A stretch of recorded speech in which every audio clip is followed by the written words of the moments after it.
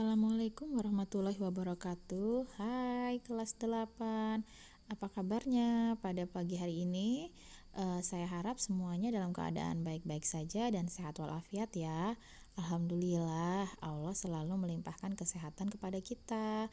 Jangan lupa selalu senandungkan salawat dan salam untuk Nabi Muhammad SAW, untuk para sahabat, keluarga, dan para pengikut-pengikut sunnahnya. Baiklah, anak-anakku, pada hari ini kita akan belajar tentang teks berita. Tujuan pembelajaran dari teks berita pada pagi hari ini adalah agar kalian tahu definisi, ciri, dan jenis teks berita. Sudah siap belajar? Yuk kita simak apa saja yang harus kalian ketahui dari teks berita.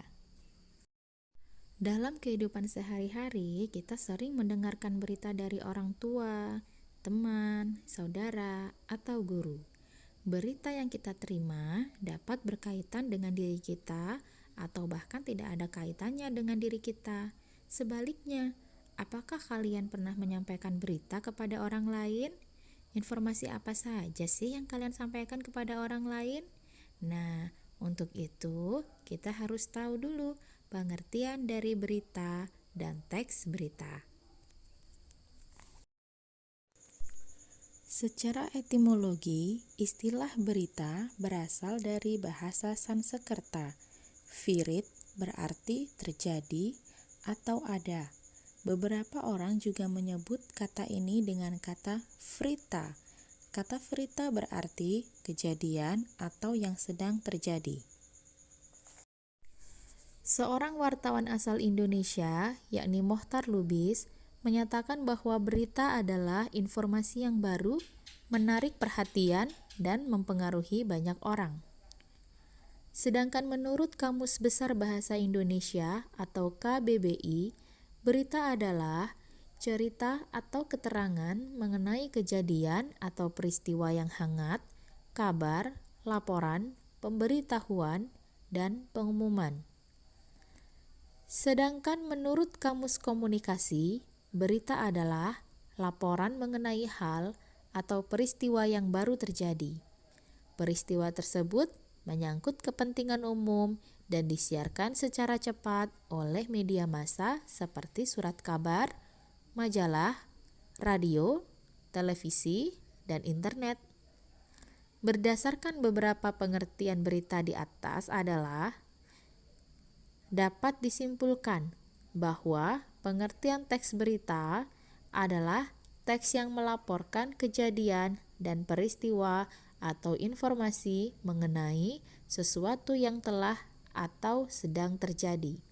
Informasi yang disampaikan dalam teks berita memiliki sifat aktual dan faktual. Aktual maksudnya berita tersebut sedang terjadi.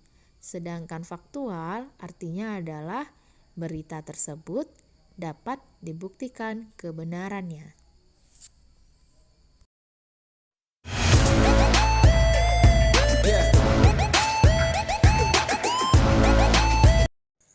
Selanjutnya yang akan kita bahas adalah ciri-ciri teks berita. Ciri yang pertama yakni faktual. Faktual adalah suatu kejadian yang bersifat nyata.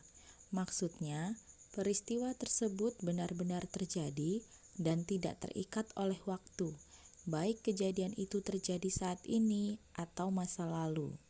Kemudian, harus diingat bahwa teks berita harus mengandung unsur terkini, terbaru, terhangat, baru saja, atau sedang terjadi. Teks berita harus berisi fakta dan bukan menyajikan berita hoaks atau palsu.